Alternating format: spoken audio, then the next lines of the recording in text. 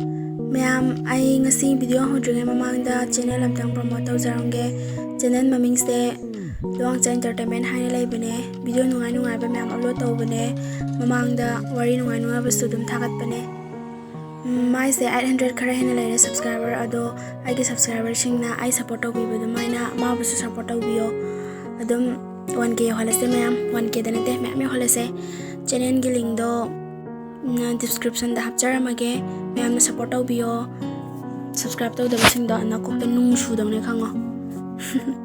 Phagi dawni da ado aigi sisu 3k holase ma'am video chang nai bisu ngamdre ado ai ju ngasi dagi chang nai thagalake ado ma'am na support tawbiyo matung tawa aigi video hongna ba tawrse nanga makaina bada ai kharawan khara kam wana kamna adum tamna dum kawkin simai kaino adai khara lere ka mamu khalakani hera matara ma'am na kaino ko khai lore na mawalode